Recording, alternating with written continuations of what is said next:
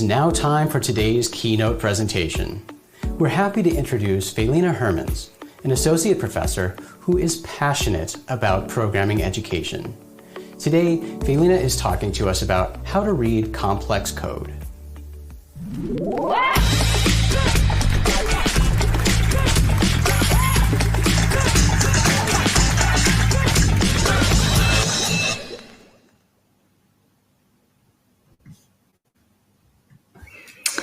Hello everyone, welcome to my talk. My name is Felienne.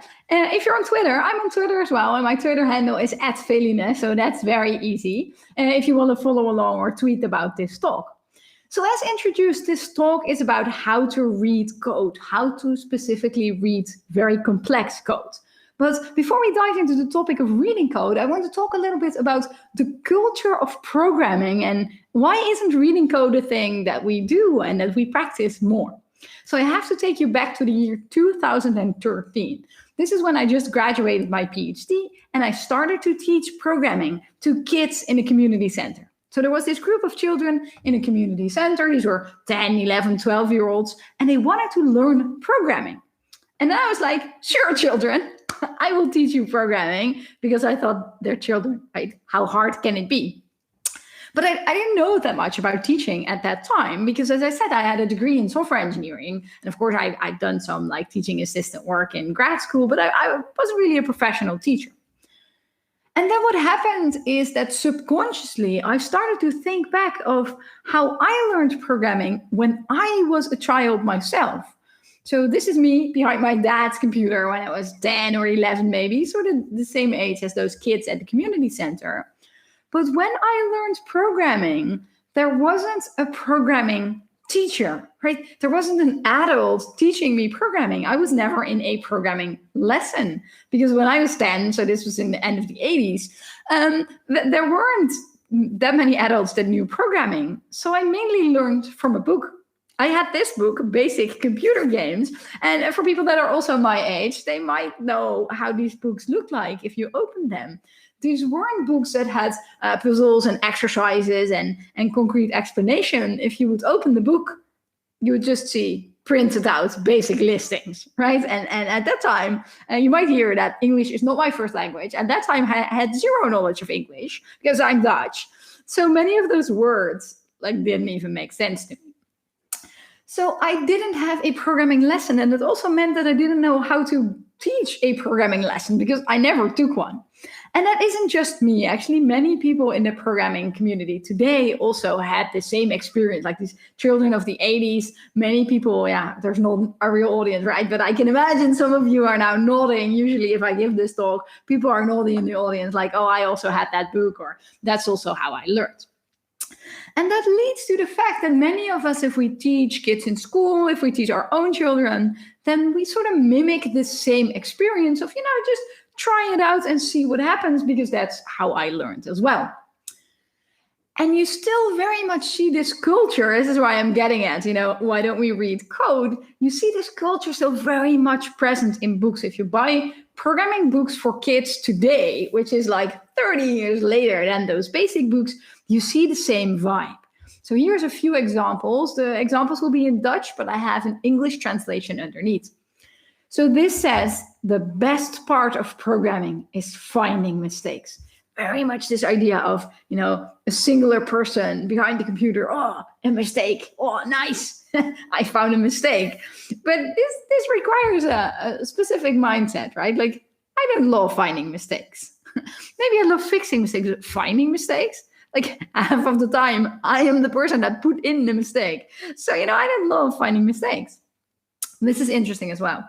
You'll fail often and it will be frustrating. Like, this pain of figuring it out is like integral part of programming.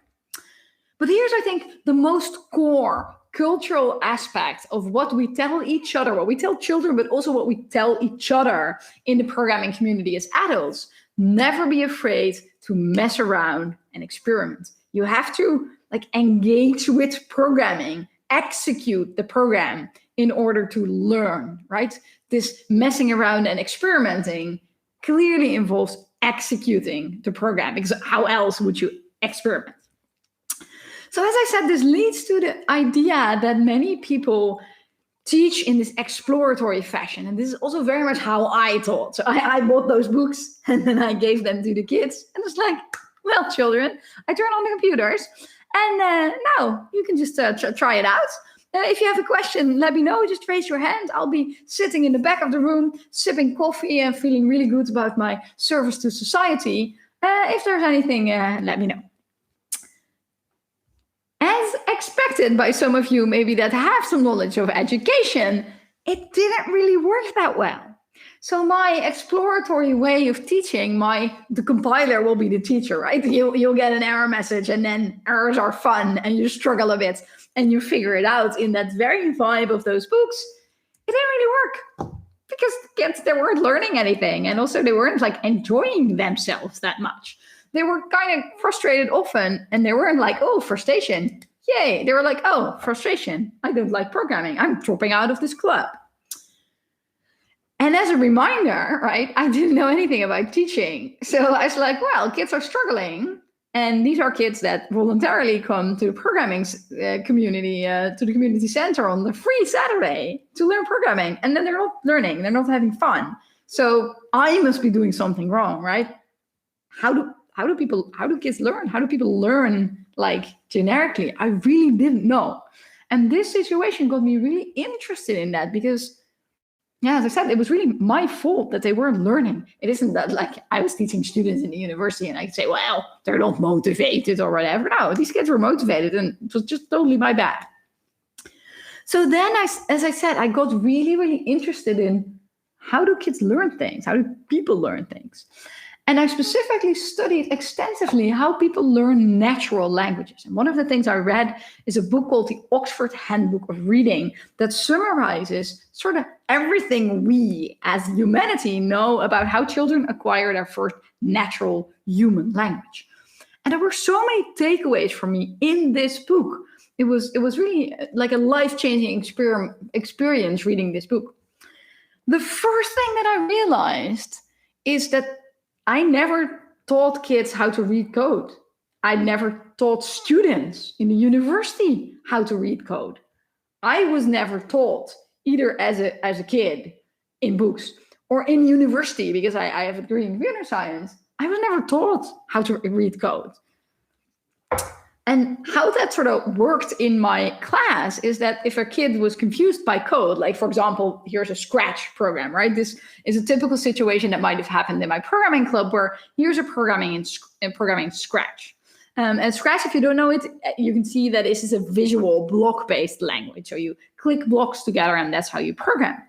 So imagine a child made this program a week ago and then now the next week they're here and they're like, hey, teacher, what does this do again? I don't really remember how this works. And then I would be like, oh, what do you think it does? Right? Because it was very much this never be afraid to mess around and experiment. I was culturally cultivated by the culture of programming to not give them the answer, right? Giving them the answer would ruin the surprise, would take away this struggle, this frustration that we have to go through almost as a rite of passage. So I was very, very reluctant to just tell him what to do. But also what I didn't do is give him a strategy to find the answer. I also didn't say, hey, maybe you can start with that block. And then maybe you read that one and then you read that one. I didn't give him any help because I wanted him to mess around and experiment. And it isn't even so easy, right, to offer a strategy here because Scratch is an event-based language. You might be able to read the slides. You see that the yellow things at the top, they say when up arrow key pressed and when I receive a certain event. So it isn't even so straightforward, like how do you read this? Do you read everything at once and sort of remember and cache everything? Or do you press the up arrow, tell the kid, press the up arrow, and then it reads just those things? Like at least in textual text, in like Python or Java, at least there's like this linearity, so you could read everything. So what is the strategy here? I didn't tell them what it did. I didn't tell them how to get to the answer. So clearly the kids were like, well, I don't know, teacher. This is why I was asking you, just tell me what to do or tell me how to reach the answer. And if you compare that to how we teach languages in school, but also out of school, I imagine you have a 7-year-old, it's like, oh, mommy, what does that word say? Then you don't go, what do you think? Because that's just not helpful. You say, well, you split up the problem. Like, look at that first letter, the letter A. Do you know that letter? It's like, then maybe you say, oh, this is the first letter of your brother Albert's name or something. You split up the problem. You help them reach the answer. You don't say, well, what do you think? Because what would they think? And this isn't just true for in-school topics like language or math. Also, other things that kids might explore as hobby, like music or sports, we also just give them practice and strategies, right? It isn't like you bring your kid to tennis and then the kid's like, oh, I'm excited to learn tennis. How does this work? And then the tennis teacher is like, well, here's a racket and 1 tennis ball or like 5 tennis balls. You know, I want you to mess around and experiment. Just try out some random stuff. No, right? You practice little skills. You help kids gather more skills by breaking stuff up into little blocks. So that's what I learned. Like, wow, I never really realized that we don't specifically teach how to read code.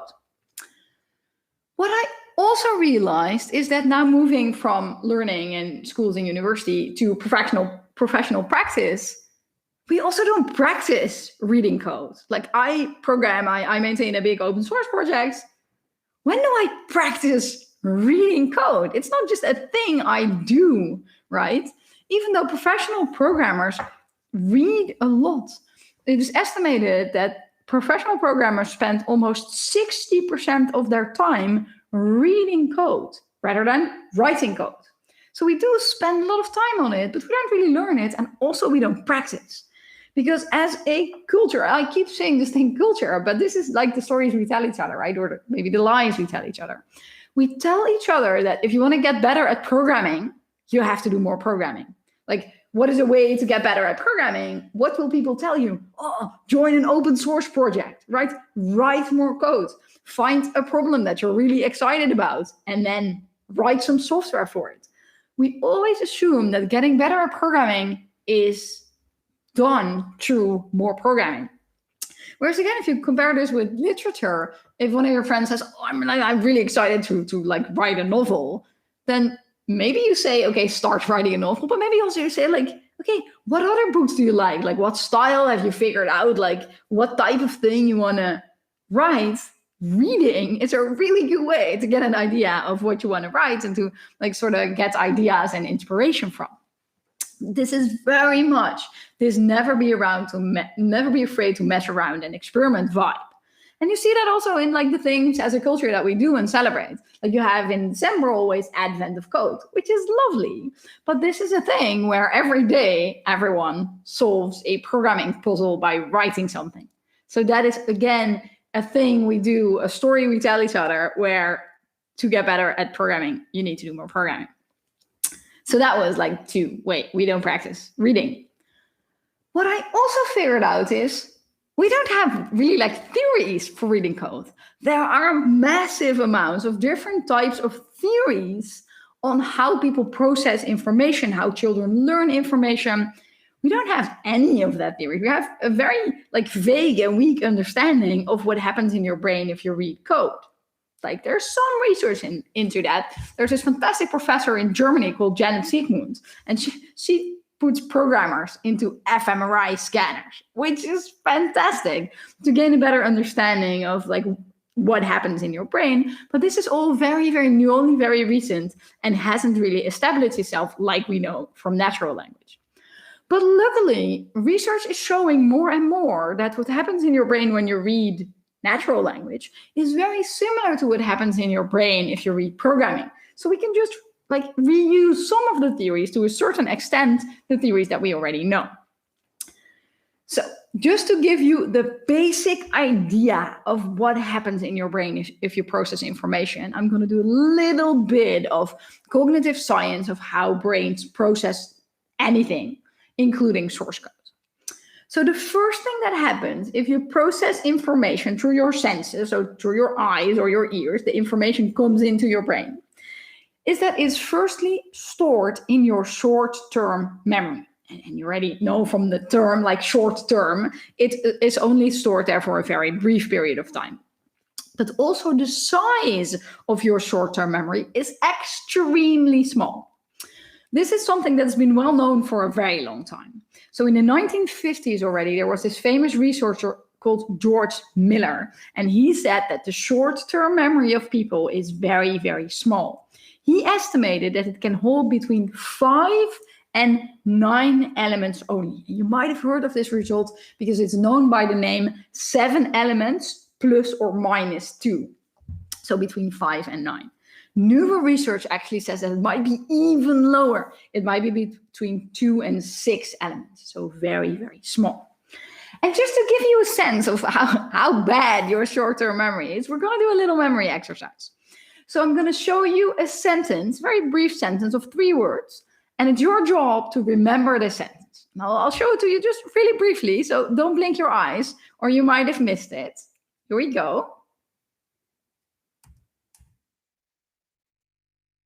So that was a really, really brief, right? So now you're like, wait, Felienne, you're tricking me. This is impossible. We will never be able to recognize information if it's only shown that briefly. Which is only half true, actually, because I only showed you part of what happens in your brain if you read something. I'm going to give you a little bit more an in-depth view of what happens. So if this information comes into your short-term memory, it is then processed by your working memory. So you can say that your short-term memory is really only for remembering, and your working memory is for processing. So it's more like a processor, like a CPU, rather than a RAM, which is only storing. Your working memory doesn't work alone. Your working memory works in very close cooperation with your long-term memory. So as soon as your short-term memory sees something, your long-term memory will be activated. And your information that might be relevant, that might be related to the information that you're seeing, is also sent to the working memory. So taking that into account, we can see how it can be a bit easier to remember something. So we'll do another memory exercise. Again, I will show you a sentence with 3 words, and it's your job to remember it. Here we go.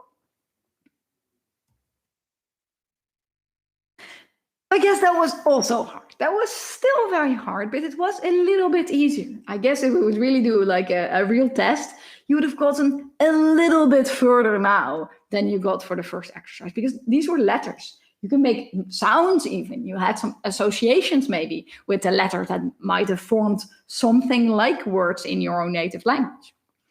And I'll show you actually how easy it can be to remember a 3-word sentence. Here we go. We'll do one more. That was super easy, right? If you didn't blink at the wrong time, it was very, very easy to see, remember, and think about that sentence. So this sentence was, cat loves cake. And it didn't take you a minute. It didn't take you a second. Just in like half a second, you were able to see, process, and remember this sentence. Why?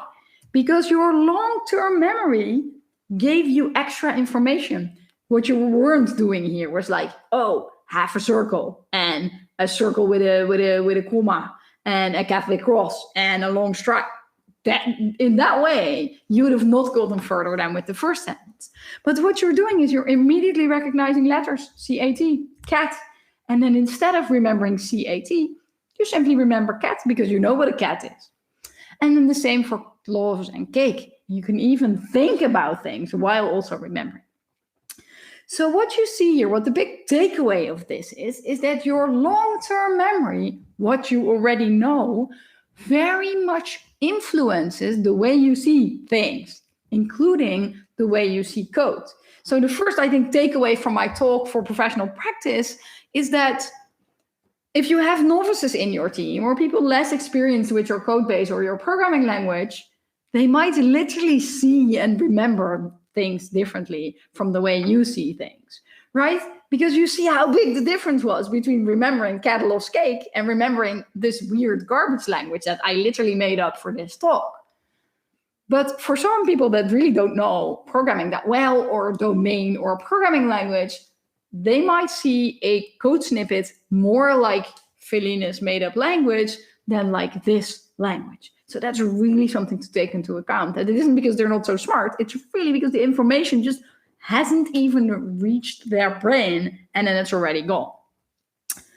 So I hope you now sort of have a sense of what happens in your brain when you read code. Your short-term memory, that's very limited, is supported by your long-term memory that's really based on experiences and knowledge you have gathered in the past. Let's dive into those principles a little bit deeper with some code snippets. So these three processes that we've just seen, long-term memory, short-term memory, and working memory, create different types of confusion in your brain. For example, here is a program in a programming language called APL, which I guess most of you are not going to be familiar with. If I ask you to tell me what this program does,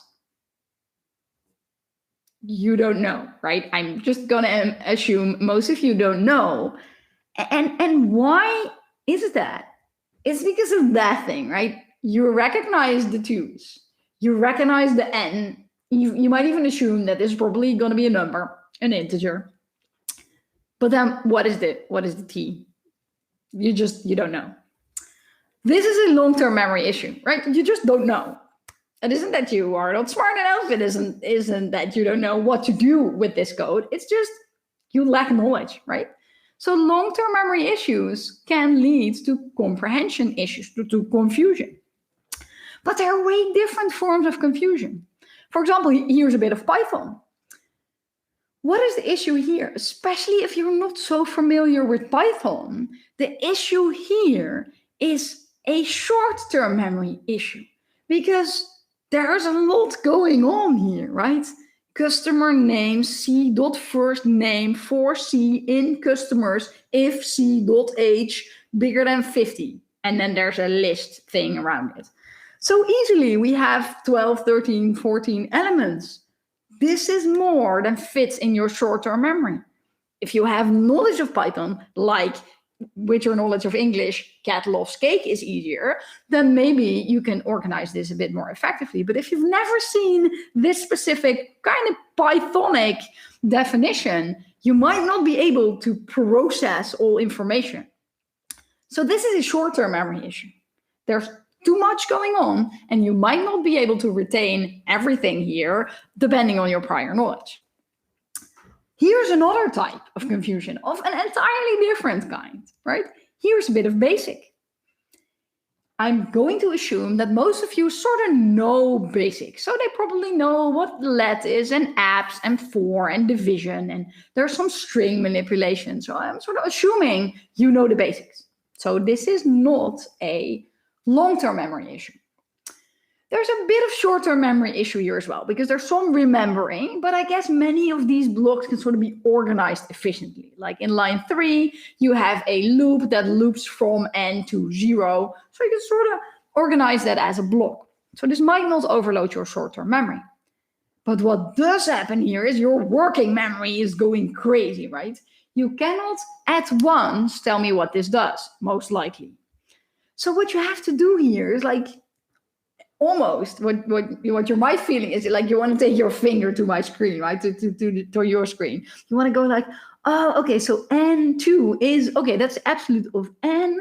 And then the B string is okay, that's the empty string. You sort of want to step through it. So your working memory has to work really, really hard here. And you might even feel the need to scribble down some numbers here. So that's your working memory hard at work in this situation. So you see, right, these entirely different cognitive processes really lead to different cognitive issues, to different confusion. And sadly, what I've seen in many like companies and open source projects is that people are like, yeah, reading code is really hard. So I see that there's already a library here that more or less does what I want, but I don't know exactly what it does. So it's going to be easier for me if I just rewrite everything, because then I do have a good understanding. Which, if it's only for your own hobby project, isn't terrible. But what you also see within companies is that I already made something, and then my colleague that doesn't know how to properly comprehend my code is like, oh, I'll just throw that away and re-implement it or change it in a way that doesn't really fit. because we don't practice code, we get this feeling that reading code is really hard and that rewriting is easier. But actually, you can get better at this. And one of the things I think you can do is to recognize these three different forms of confusion.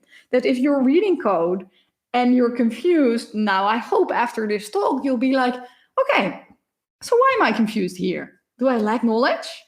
Do I lack the good prior knowledge to process this? Or do I lack working memory? These three different confusions really have different solutions as well. So now that we've looked at those three different confusions, we will dive into different solutions, because each of these code reading confusions will be addressable, solvable in a different way. This first code, this APL program that leads to a long-term memory issue, you can solve that by actually practicing syntax. And I know it's not a thing that we commonly do in programming, but it's very, very valuable. Like, how did you learn the alphabet, right? It wasn't like some person said, oh, here's all the letters. It's just A to Z. So it's not many letters, just 26. And then now you can do all words. So good luck, right? You practice that extensively. And you can do that with code elements as well. And one of the techniques I recommend for this is a technique called flashcards that you might know from natural language learning. If you, for example, you're Dutch and you want to learn English, you have these cards. And then on one side, you put a Dutch word, and on the other side, you put an English word. And then you can quiz yourself and increase your vocabulary that way. You can do that with programming as well. So imagine you want to learn APL. Not sure why you would want that, but imagine you want to learn APL. You can put APL commands on one side, and then on the other side, you put the definition. So this T is actually not a letter T. This is the encode symbol. And this way you can quiz yourself. And you can do that also with all sorts of syntactic elements or API calls or whatever you want to quickly memorize so that you can process more code. And again, the goal here isn't to know all of these syntax elements, right? Because yeah, you can look everything up on Google. The goal is that if you have more prior knowledge, you will be able to process code more efficiently. In this situation, the Python code that overloads your short-term memory, this is very much related also to prior knowledge. So one of the things you might want to do is understand what the concept is that's being used here. And for people that aren't Python programmers, this is a thing called a list comprehension that creates a list based on another list. But if you're not so familiar with this, it might be easier on your short-term memory to actually change this code into maybe a more common form that is more understandable for people that aren't Python programmers. Because what this code does is it actually starts with an empty list, customer names. It loops over the list customers. And then if the age is bigger than 50, you append the c.first name, the customer first name, to your list of customer names. If you're not so familiar with list comprehensions, it will take you more energy to process the above codes. It will take you very likely less energy to process this second code because it's just all concepts that you already know. Just like cat loves cake is easy to quickly process because you already know the letters and you know the words. So a more familiar form of code means less chunks, less blocks. In the second form of this program, you'll probably easily see, oh, list, that a list going in, a list going out, a loop over the list, and something like a filter, whereas this might be harder for you to see in the original form. This is a thing that I call a cognitive refactoring. It's a refactoring because the behavior doesn't change. But it's not necessarily a refactoring in the traditional sense, where usually we mean improving the code's internal structure while having the same behavior. Some people, maybe some of you are now yelling at their screens, but that's the benefit. Can't hear you scream. You're like, oh no, this is making the code worse, right? You might make the code worse, like less maintainable with a cognitive refactoring. But you are taking the code and you're moving it closer to your own prior knowledge. So this idea that I coined, that's called a cognitive refactoring, isn't necessarily meant to end up in your code base, right? It's not like this is something you're going to commit. This is something you do temporarily to move the code closer to your own prior knowledge, to help you read the code. Because of course, clearly you're not reading this one line, right? You're reading a larger piece of code in which all of those list comprehensions that you might not be so familiar with are going to stand in the way of understanding the bigger code. And I have a number of different cognitive refactorings. Another example of this is inlining a method. So you have code that has many method calls, which is good and probably well structured and maintainable. But if you're reading the code, then with a certain method call, you have to go to the definition, which takes cognitive energy. Then you have to figure out what are the actual parameters. Okay, what is being returned? You go back to the call site. This all takes energy. So when you're in the process of reading code, you might just want to take the method body and copy paste it into the call site, which again is like a negative refactoring, right? This is probably not what you would do if you're maintaining the code base, but it might help you lower the cognitive work you have to do in understanding everything. We have one program left, one form of confusion for which I guess you're curious to know my solution. So if this is your problem, right? If you have code where in principle, you know what everything does and you're able to break it up into sensible blocks, but you just don't know exactly what's going on, then you can help your working memory. There are many different techniques that can strengthen your working memory. For example, you can make a little state table. This is something that can help you get a grasp of what this code is doing, right? It might be too much. So you might say, oh, okay, so in the initialization phase, this is first 2 lines before the for loop. Okay, so let's just use 7 as an example, right? We're just going to try this code with 7. Okay, so what happens? Okay, so n is 7, then n2, which is the absolute of n, is also 7. B string is the empty string, and then n1, once the loop starts at n2, so that is starting at 7. Step by step, this helps you refine your understanding, right? So now you're going to go, okay, so n2 is n1, which was 7 divided by 2. Okay, so that's 3. So step by step, you're gaining an understanding of what the code is doing. And of course, here I'm doing it entirely manual. This is something, of course, that can also be done within an IDE. But the basic idea of supporting your working memory is that you don't have to hold all the values and all the states in your tiny short-term memory, but you offload some of your working memory to a piece of paper or the IDE or however you do it. So you are recognizing that your working memory is getting overloaded and you temporarily place the information somewhere else inside the code base or outside your computer entirely. So I guess, as I said, the biggest takeaway here is that if you understand your own misunderstanding, that makes you a better programmer, or at the very least, a better reader of programs. But, I just made the argument that 60% of your time you're reading code. So getting better at reading code is probably also going to make you better at programming, at producing programs, at understanding programs that other people wrote, at finding bugs, because clearly a big part of bug fixing is also understanding why the bug is there. So I guess that's more or less everything I wanted to share with you today. We have quite some time for Q&A, which is always lovely if there's time to interact with the audience a bit. But before we go to the Q&A, there's of course a few things that I can advise you if you want to know more about this.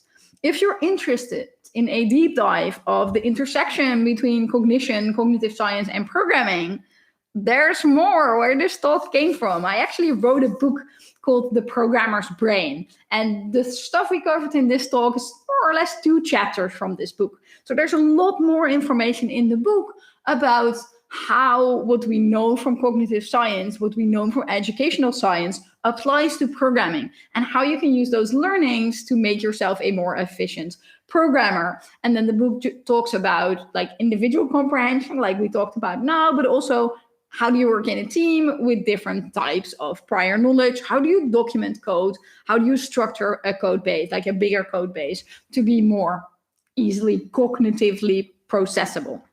So that's definitely a source where you can find more information.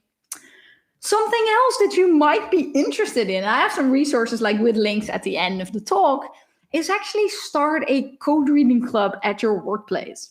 So the type of exercises that I sort of also talked about and hinted at in this talk and that I talk about in the book extensively are ways that you can get better at practicing code, at reading code. So you can take a piece of code like we just did with a little basic snippet. You can say, okay, let's dive into what happens here. Let's make this state table and really explore what the variables do. That's a very interesting exercise to do alone, but it's also a very, very interesting exercise to do as a group, because then you'll see that sometimes what is easy for you is super hard for someone else, and the other way around. So I have some resources at the end of the talk, some exercises, and those are all, they live in a GitHub repo. So you can just look at these exercises. It's entirely free. You just go to the repo and you try out some exercises to practice your code reading skill. So that's definitely something that I've been advocating for a while. And I see many companies pick this up as something that they do bi-weekly or monthly with a group of programmers together wanting to improve their code reading skills. So that's it. That's the end. I will summarize my entire talk in, let's say, 2 minutes, because some of you might, as I am, be at the end of their day. And I know I talk a little bit quickly. So if you sort of missed something, let me summarize my entire talk very briefly so you're all optimally prepared for asking questions. So my name has been Felienne. I'm at Felienne on Twitter, and I talked about how you read code. Because as a culture, we often tell each other that reading code isn't the thing we do. That if you want to get better at programming, you should get your hands dirty and do more programming. But the way we know that your brain works is in such a way that knowing things, like having prior knowledge, very much influences how you see code, how you see the world. So strengthening your prior knowledge is a good thing to do. And you don't necessarily do that by writing more code. Actually, if you want to strengthen your long-term memory, if that's your goal, then you're better off extensively practicing code snippets, getting a large vocabulary of code snippets in your long-term memory, because that will influence your speed with which you can process new code. What you can also do if you know about your own cognitive architecture and if you know about your own prior knowledge is specifically massage code so that it gets closer to what you already know, and then it will be easier to process as well. And finally, if those two things fail and you're still stuck with a piece of code that's just very, very confusing, then knowing that, realizing, okay, it's not that I'm not smart, it is my working memory that's overloaded here. Then supporting that with pen and paper or with the IDE specifically can also help you comprehend code better. So that's it. That's everything I wanted to share with you tonight or this morning, depending on where you are. Again, I'm at Felienne on Twitter, and my website is felienne.com if you want to know more about the work I do. If you want to know more about my book, or if you want to buy my book, I'd be really happy if you do that. It's available now as an ebook, and you can already order the print book, which will come out after the summer. You can go to felienne.com/book. If you want to know more about starting a code reading club, you can go to felienne.com/club, where we link to all the free resources that you can use to practice code reading as a group. You might be curious, what happened with the children? Because I sort of left a cliffhanger there, right? It's okay, but what about those kids that you terribly mistreated and didn't learn anything? Now you know all that stuff about cognitive science, and then you wrote a book about that for professionals, but what about the children, Felienne? Okay, so don't worry. So there's an entirely different talk that I don't have time to give. But actually, with all the things I learned about cognitive science, I did two things. So one thing is I wrote the book for professionals because I was okay, everyone would benefit from knowing what I painfully taught myself over lots and lots of nights reading. But what I also did is I made a programming language. So I made a programming language based on everything I learned from cognitive science. All the stuff we know about, your short-term memory is really small and you have to practice things many, many times. And this ended up being the heady programming language. So as I said, that's an entirely different talk that I could also give, but I'm not giving today, about how the language was designed. But if you're curious to see how those lessons from cognitive science ended up not only in a book, but also in I would say, flourishing, blooming programming language for children that is free and open source, then you can go to felienne.com/heady.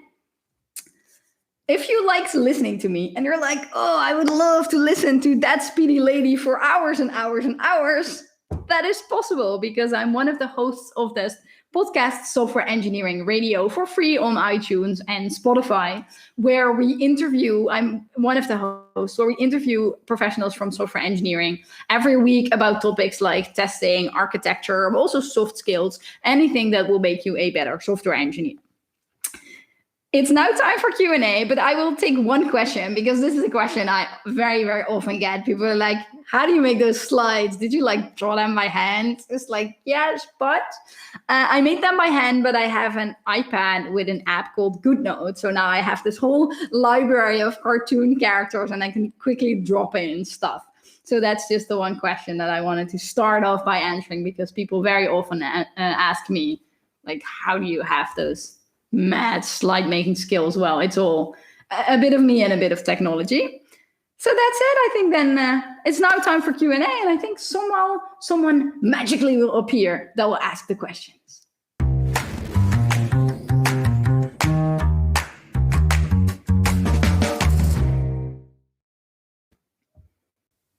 I have magically appeared. Wow, it's working. Felienne, thank you so much for your talk. It's always so much fun to see your presentations, and your passion for programming education is really infectious and refreshing. It's really exciting to hear, and I'm glad you addressed your slides too, because your slides are amazing. All right, so we do have quite a few questions here, so let's get to it. First, we started a project to provide free guest lessons to Dutch primary schools and creating a Scratch workshop to get children interested in coding. Can you recommend any resources to improve it? Oh, that's great. So I gather these are Dutch people because they're working at Dutch primary schools. So I just want to say, like, feel free to reach out to me, like, by email. I'm very easy to find on the internet, so we can take this also a bit offline. But I think like one of the things I just said at the end of my talk. So I created this programming language called Hedy, which is meant to be really the bridge between Scratch and Python. So I'm not going to do like my Hedy talk now, but what we see is that at a certain, like, Scratch is amazing. This block-based language works really well, but at a certain age, like 11, 12, kids really want to do grown-up language, right? With text, because that's a proper language. And then Python is like specifically like very, very hard compared to Scratch. So we're sort of making Hedy, which is again free and open source, to bridge that gap. So that's maybe something you want to try out. It is available in 10 different natural languages, including Dutch. So see if you want to check that out. And again, feel free to reach out to me on email so we can like chat in Dutch and don't bother other people with our with our very specific questions. Awesome. All right, next question. How would you recommend language designers take cognitive refactoring into account? Oh, that's a great question that I'm secretly going to answer a different question.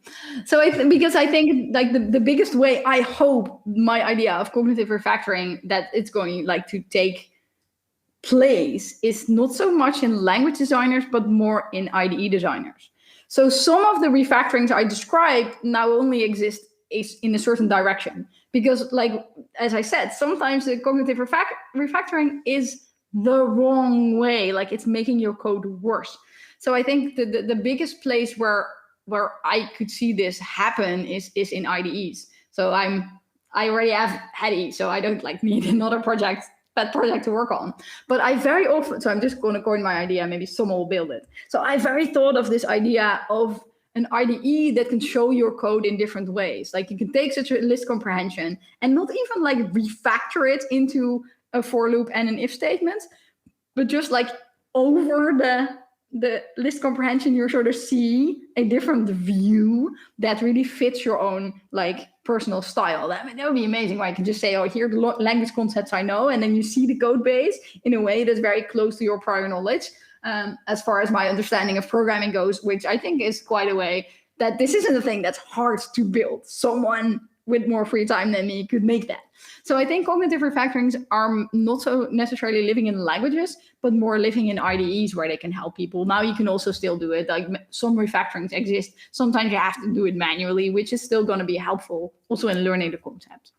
So I didn't answer your question, but I hope I answered a useful question that's somewhat related to this one. All right. Our next question is, do you have any advice for learning or following recursion? It seems to be a stumbling block for many. Yes. So I'm going to answer two questions. I'm so cheating this Q&A session. I'm going to answer two You're questions. allowed to cheat. I'll first answer this question. So I think if you want to teach recursion, this is hinting at my second answer. If you want to teach recursion, then supporting the working memory is a good way to do it. So I think I have seen students succeed in understanding this by using the debugger. So really stepping through the code, right? They start with Fibonacci 17, and then they see the n is 17, and they step into the code again, and they're just like, oh, now n is 16. Like, oh, n is 15 and 14 to, yeah. So I think using the debugger, which sort of as a name doesn't always describe what it does, I think that's a good way to support your working memory. But then hinting back at my second thing, like, why do we even teach recursion? How many situations are there where you need to know recursion? Very, very, very little. So I think in many computer science and programming curricula, it is there unnecessarily, like depending if you want to be like a web developer. Is it really that important? So it's there unnecessarily, or it is there way too early as something, again, like this rite of passage, like you have to know recursion. Like, unless you're building a programming language and you're parsing, right? And you're doing recursive descent, do you really need recursion? So my first advice for teaching recursion is, are you sure you need this? Or are you just inflicting the pain on the next generation that the elders inflicted on us, right? So you might want to consider that also. That was a great answer. Great answer. All right, next question. How do you think Scala ranks in terms of readability and learnability, given readability traps like DSLs and implicits? So this is a great question that has many different facets. So I think I'm going to answer it in the way of prior knowledge. So I think Scala is great because Scala took as a given that you know Java, right? So Scala assumes as a language that you already know Java. And then if you already know Java, then Scala adds nice and interesting and valuable features. So I think from the way it was designed, as I understand it, I think it does have good readability and learnability. However, now also more and more people are coming into Scala, not through first being Java developers, but through maybe not being developers at all, or being developers in languages that are less related to Scala, like something like JavaScript specifically, which is syntactically so similar to Java, but conceptually, basically it is Python, right? It's not very similar to Java in the way things are organized. So I think if you take the group of people that don't know Java already coming into Scala, I think then it has less readability and learnability, because then you first have to learn Java, and then maybe after that you have to learn a few things also. So I think learnability, you can't answer the question of learnability in general, because it's always learn like who is learning, like someone that already knows programming, someone that already knows Java. So I think as the next step after Java, it's perfect. In other paths, it will be a steep learning curve, or at least a steeper learning curve. All right, our next question is, what are your thoughts on cognitive training exercises like NBAC, set switching, and sustained focus tasks as it relates to programming?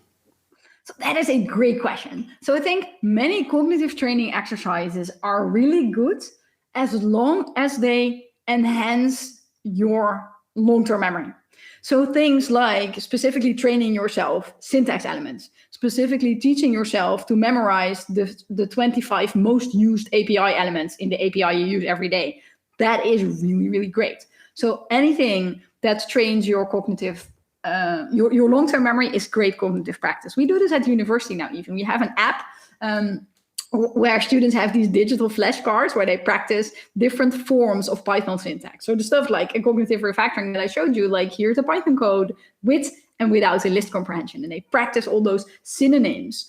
That is very valuable.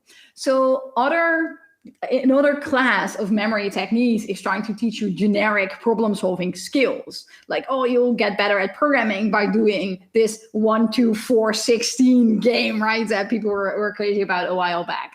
So that is all less likely to help your programming skills. If you want to know more, my book has an entire chapter about whether or not like chess education is valuable for, and Latin education is valuable for programming or for cognitive science. So sadly, the basic agreements among scientists seems to be that anything that tries to teach you logical thinking or problem solving in general is not likely to be helpful. Gotcha. All right, our next question says, by giving direct answers to issues, it can feel like you're spoon-feeding answers and they're not necessarily learning how to solve the problem in the future. How best to avoid this? Yeah, that's a great question, because this is not, now I'm talking to Felienne in 2013 and 14, right? So I'm really talking to my previous self with this answer. So it is really a big misconception that by spoon-feeding answers, children will not learn how to solve problems. And there's actually extensive research about this, which I also cover in my book, where they compared groups of kids. So there were kids, this was about math class, but we assume this also holds true for programming. So kids were given the exact recipes to solve math problems. And another group of kids were not given recipes and they had to do the same problems. So then the kids with the recipes, they did way better, right? Because of course, like they gave them literal recipes. But also the kids in the recipe group did better on other exercises as well. So they were actually, they were spoon-fed and they were actually better at problem solving. So we're like, whoa, that's so weird. But you know why this is? Because a recipe is a great way to teach you steps. If you're building a cake, you're baking a cake, you take 5 recipes. It's not like now you have no understanding of how to bake a cake, right? In fact, you probably have some understanding of how much butter goes in, how much sugar goes in. If you do 5 cake recipes or 50, and then you have a cake recipe with an error where it's like 3 times the amount of butter, you'll be able to solve that problem based on all the recipes you build, right? Because every cake you build with a recipe actually teaches you the practice of how to make a cake. And it does teach you some elements. So I think this, what we call spoon-feeding answers, actually, if you do it right? Again, if you're building a cake with your child and you put them on the chair and you're like, okay, mommy's gonna build a cake, and you can watch so you can learn. Like, that's not gonna work. There has to be a certain level of engagement. But if you have a task at the right level that's just a little bit above what the kids can do, but has enough help, for example, in the form of a recipe, then that's actually going to help them solve problems. And imagine again the cake situation where you take your child and you put a few eggs and butter and flour on the kitchen counter and like, okay, child, mommy wants a cake. Let's go. Like, you see, so that's, if you look at the spectrum of teaching, then very often programming is at the extreme end of here's eggs and butter. I don't want to ruin the surprise. So don't worry that much about spoon feeding. It's probably going to be fine. And it's probably going to turn out, research says it's probably going to turn out better with spoon feeding than with not doing anything. Gotcha. All right. We'll move on to our next question. Any techniques for committing new knowledge to long-term memory besides just practicing again and again, especially for children?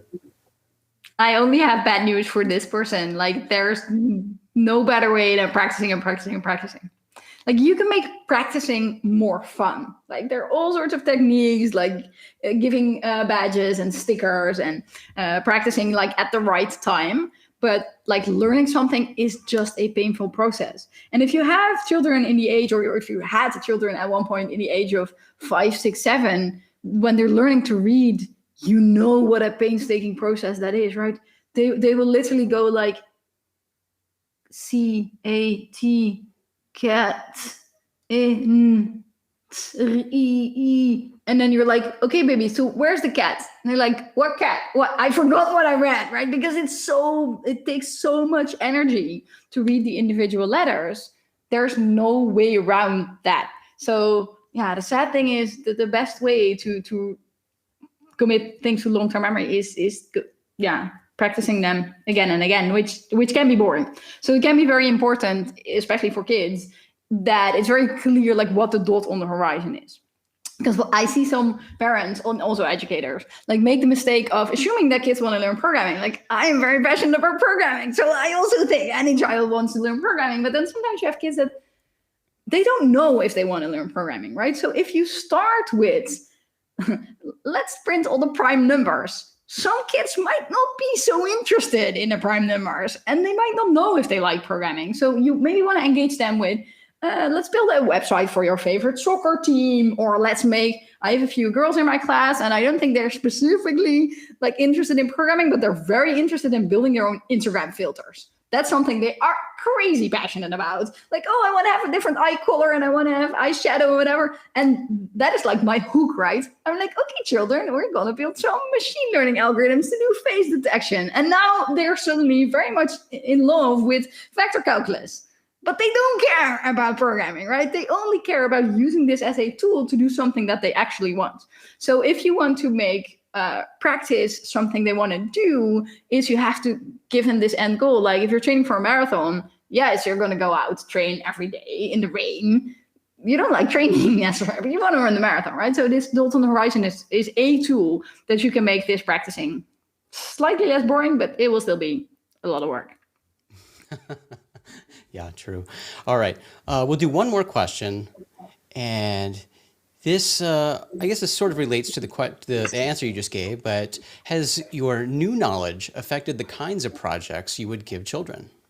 Yeah, so this is a great question. And I think I sort of answered it a bit in the previous way. I think by and large, there's two groups of children and also later adults. Is some people love programming for programming.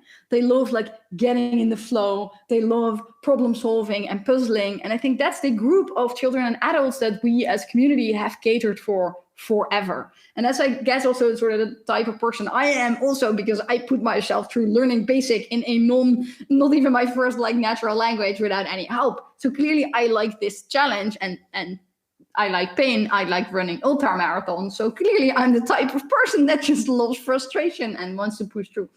But there's this very bigger probably group of people that like programming as a means to something that they want to do. Like they're excited about building an app. They're excited about making their own life easier. Like a big class of people that have been following me for a longer time, they might know that my PhD thesis was on working with people that build spreadsheets as non-professionals.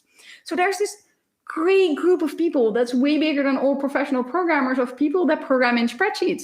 They don't care about programming. They don't call themselves programmer, but they want to have a better budget. They want to have more insight into the risk of their organization or whatever.